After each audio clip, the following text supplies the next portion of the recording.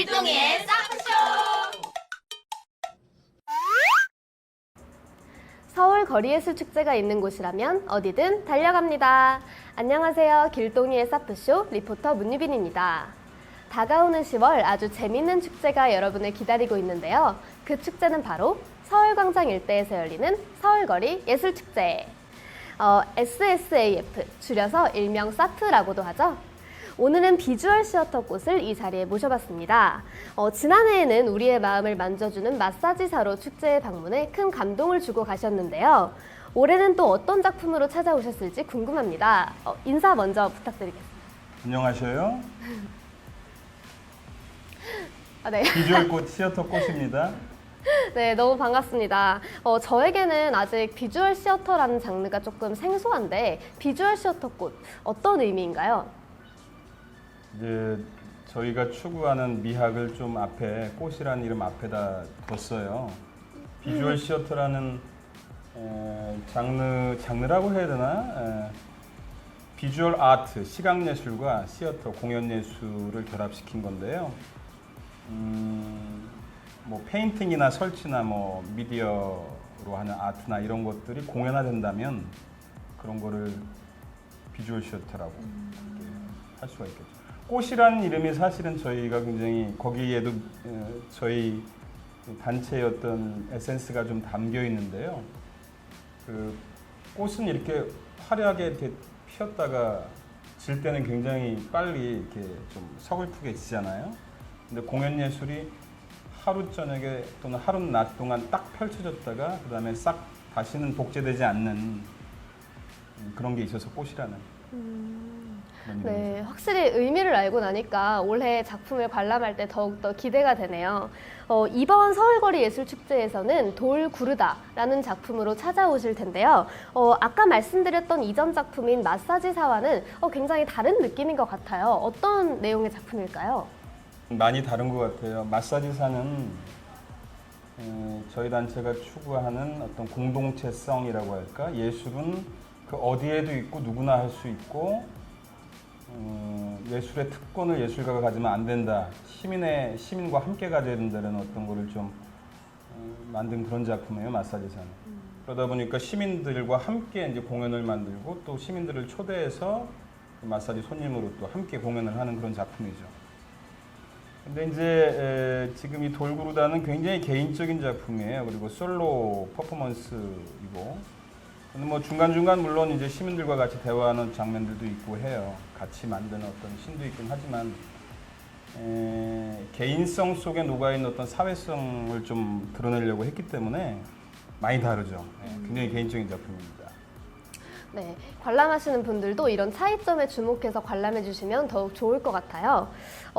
보통 그 노숙자에 대한 인식이 좋지 않거나 좀 깊게 생각하지 않고 넘어가기 쉬운데요. 이런 노숙자라는 키워드를 통해서 공연하시게 된 계기가 있나요? 제가 어제까지 덴마크에 있었어요. 근데 덴마크의 코펜하겐이 수도죠. 거기서 인상적인 장면을 봤는데 밤에 노숙자가 길을 가다가 어떤 젊은 여자 둘이 오더라고요. 근데 이렇게 손을 벌려서 이렇게 포옹을 하고 싶다고 그러니까 젊은 여자가 가서 안아주더라고요. 그리고 가요. 빠이빠이 손 흔들고. 우리나라에서는 좀 있을 수 없는 일이죠. 덴마크는 4분의 1, 인구의 4분의 1이 사회복지에 종사한대요. 사회복지가 이제 일자리 창출까지 이제 물론 이제 인구가 얼마 없고 그러다 보니까 이제 뭐 어떤 면에서 선진국이라고 얘기하는가 그런 것들이 좀 중요하게 느껴졌어요. 근데 우리나라 같은 경우 노숙자는 사회의 약자 혹은 뭐 하여튼 소외된 자를 대변하는 어떤 그런 식으로 돼버렸는데 저는 노숙자도 하나의 당당한 사회 커뮤니티로 형성이 돼서 아예 보장이 되었으면 하는 생각이 들어요. 돌아오는 게 아니라 그냥 노숙자의 커뮤니티가 인정을 받고 노숙자로 살 수 있게 잘. 만약에 조금 더 그렇게 된다면 저도 합류할 생각이 있고요. 하여튼 뭐 얘기하자면 복잡하지만 사회 체제 안과 밖이 다 보장되는 그런 사회였으면 하는 생각이 있죠. 네, 정말 뜻깊은 말씀을 해주셨는데 관람하시는 여러분들도 이런 계기를 마음에 잘 새기시고 관람을 해주셨으면 좋겠습니다. 제가 인터뷰 전에 그 영상을 보고 왔었는데요. 처음에 연기하시는 부분이 되게 공연이라고 생각되지 않을 만큼 굉장히 리얼하더라고요. 그래서 그런 어떤 리얼함을 위해서 또 이렇게 준비하시는 게 따로 있으신지. 단지 뭐 그냥 외모는 이렇게 수염 좀 기르고 그 다음에 머리 좀 기르고 그러면 돼요. 근데 이제 그거보다는 마인드, 정신의 문제인데 저 같은 경우는 예술가로 살다 보니까 이제 한 50년 인생을 살다 보니까 점점점 체제 안으로 들어간다기보다는 젊었을 때보다 더 체제 밖으로 나오게 되는 것 같아요. 그게 예술이 저한테 주었던 어떤 선물이기도 하고, 그거는 체제를 항상 비판하고 반성하는 어떤 그런 자세를 좀 주게 되죠. 이 작품이 이제 그래서 어떤 생각이나 이런 걸 같이 시민들과 나눠야겠다라고 생각하고 본격적으로 만들게 된 거고요. 사실 노숙 생활을 많이 해요. 그리고 이제 해외 나가면 특히 뭐 텐트 하나 짊어지고 노숙 생활을 많이 하면서 체제 밖에서 머무는 것이, 가정 밖에서 머무는 것이 과연 그것이 그러면 안 되는 것이냐, 혹은 잠깐 그러다가 돌아와야 되는 것이냐, 그렇게 편견 있게 바라보지 말고 그 자체의 의미가 뭐고 그렇게 해보시라. 그럼 우리나라에서도 이제 노숙자들이 꼭 우리가 갖고 있는 그런 게 아니에요. 돌아오고 싶지 않은 사람들도 있어요. 그럼 왜 돌아오고 싶지 않을까? 그다음에 거기서 살 때 어떤 그럼 또 긍정적인 면들이 우리가 알 수 있을까? 이런 것들을 좀 본격적으로 좀 이 작품을 통해서 고민해 봤으면 좋겠어요. 네.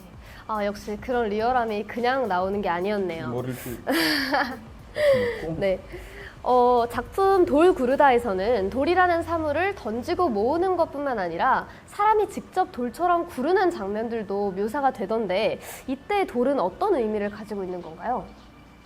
사실 어떤 오브제 하나를 갖고 작품을 처음부터 끝까지 풀어나가는 게 굉장히 중요해요.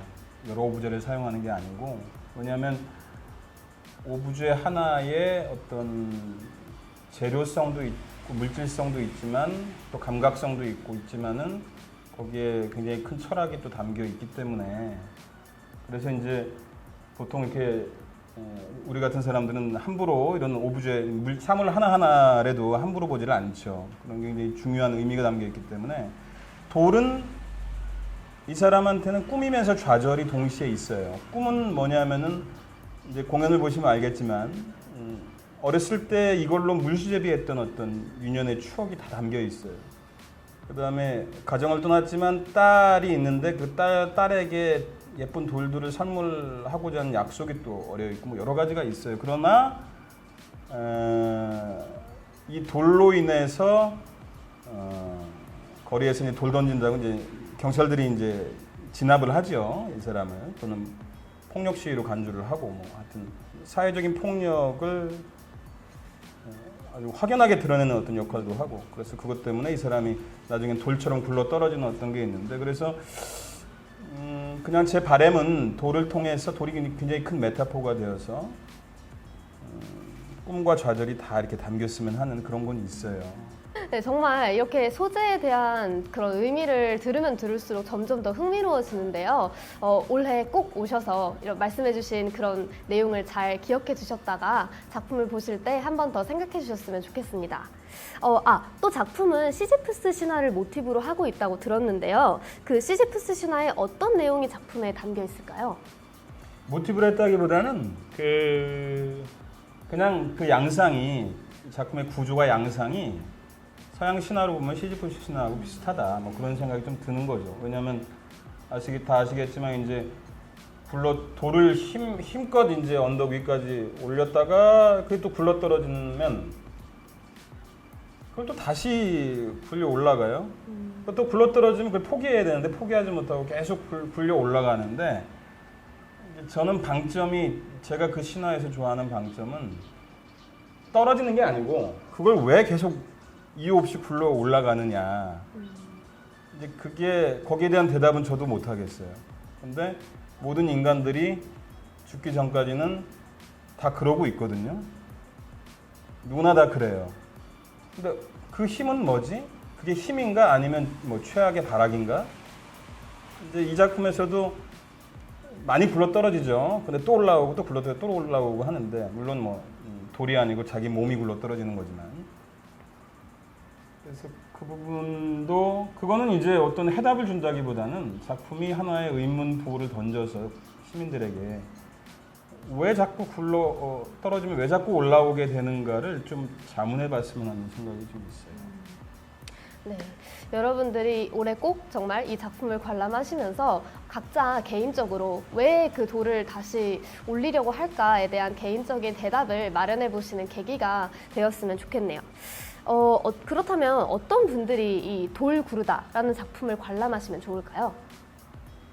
물론 뭐 모든 연령이 다 와서 아이들도 같이 와서 보는 경우도 있고 그랬을 때 요즘은 그 옛날에 뭐 백남기 농민 얘기도 있었죠. 옛날이 아니고 최근 얘기네요. 근데 이제 이 사회적 그 공권력의 진압, 폭력과 진압 이런 것이 이제는 겉으로는 이제 조금 숨어 들었어요. 이제 정권도 바뀌고 뭐 그래서 그런지 하여튼 뭐 숨어 들었지만 저는 여전히 보이지 않는 폭력은 굉장히 과하다. 그것은 체제를 유지하기 위한 어떤 것이다. 근데 거기에 함께 국가가 체제를 유지하기 위해서 노력하는 건 당연하죠. 국가의 의무니까. 그러나 일반 시민과 우리 같은 그냥 일반 사람들이 거기에 한 목소리를 내면서 마치 국가를 대변하듯이 그 체제를 공고히 하기 위해서 같이 목소리를 내는 경우가 많아요. 왜? 왜 국가가 하는 일에 다 동의를 해서 동조를 해서? 그거는 굉장히 위험하다고 생각을 하고 그렇다면은 한 번이라도 그런 공권력 또는 집단적 어떤 거에 대해서 그거를 반성하고 그 반대에 있어 보고 싶은 사람 체제 바뀌라고 하는 건 어떤 것인가 그런 걸 좀 경험해 보고 싶은 사람들 함께 이 작품을 진하게 함께 구르면서 구르지는 않겠지만 그러면서 함께 체류탄을 연기를 맡으면서 공연의 에센스를 너무 얘기했네요. 그러면서 좀 체제에 대해서 한번 거리두기를 해봤으면 하는 생각이 있어요. 네. 그러면 지금까지 이제 작품 내용에 대한 굉장히 많은 이야기들을 들려주셨는데요. 그럼 이제 그 비주얼 시어터 꽃이 이런 거리 예술을 통해서 좀 예술을 통해 알리고 싶은 가치 혹은 이루고자 하는 목표가 있다면 무엇일까요? 바램 같은 거죠. 뭐 단체 하나가 무슨 뭐 큰 역할을 하는 건 아니지만 저도 이제 그냥 시민의 한 사람이고 자연인의 한 사람으로서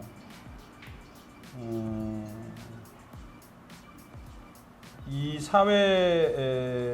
사회의 어떤 공식적인 어떤 채널들이 하지 못하는 것이 다른 채널이 하고 있다고 생각을 해요. 그거는 예술이나 종교 같은 거죠.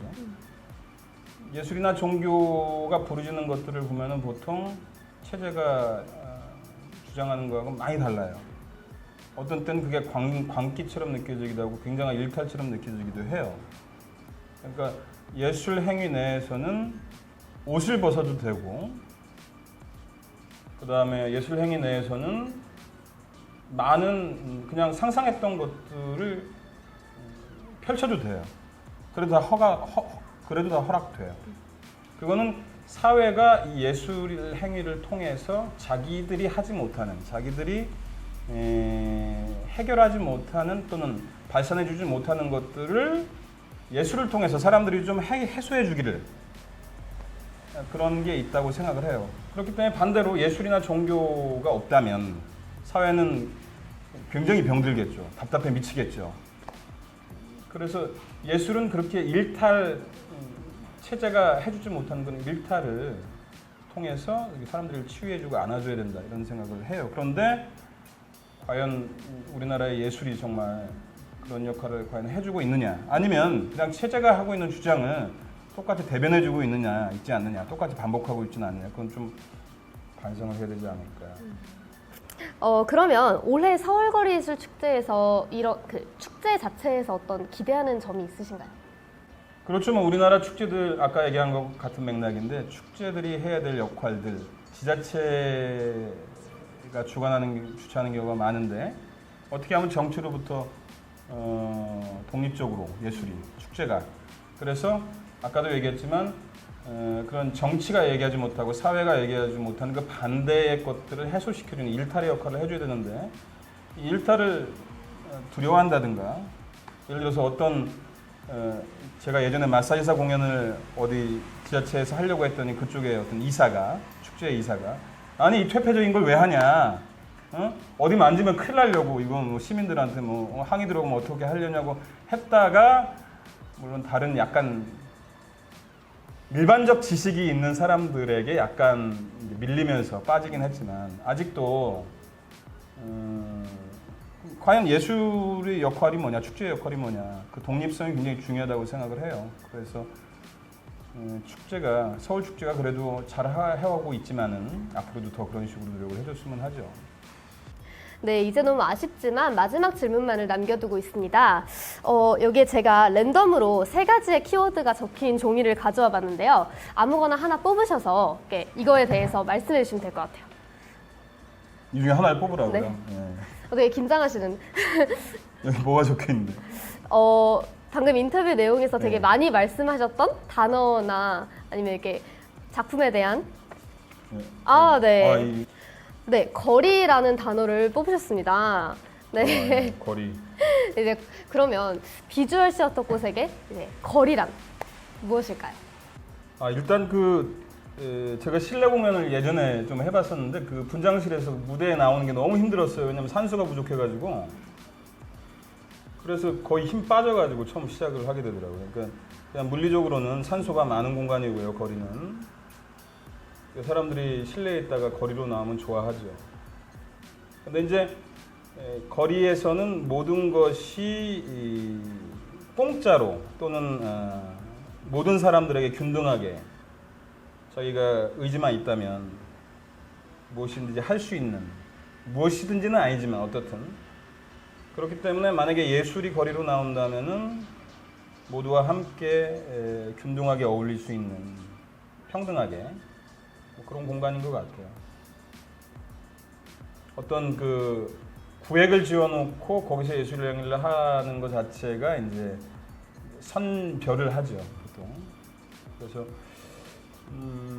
어떻게 보면 예술이라는 게 저는 그 예술이 그렇게 고매한 혹은 특권 있는 혹은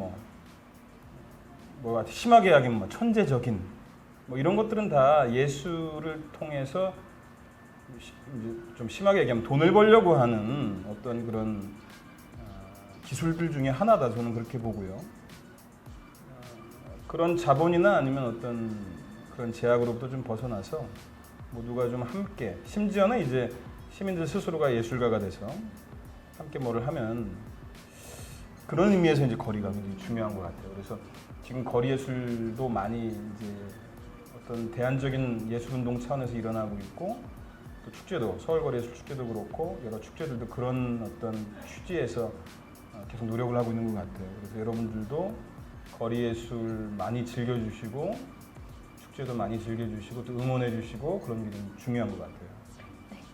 정말 이렇게 즉석에서 뽑아주신 키워드로도 예술과 접목해서 거리에 대한 장점을 이렇게 많이 말씀해 주셔서 저도 참 이거에 대해서 다시 생각해 보게 되었습니다. 그럼 지금까지 비주얼 시어터 꽃과 함께한 흥미진진한 인터뷰였는데요. 비주얼 시어터 꽃의 작품이 궁금하시다면 서울거리예술축제 2019를 많이 기대해 주세요. 다음에도 재미있는 인터뷰로 찾아뵙겠습니다. 그럼 길동이의 사프쇼 리포터 문희빈이었습니다. 우리 다 함께 10월 거리예술축제에서 만나요. 사프. 길동이의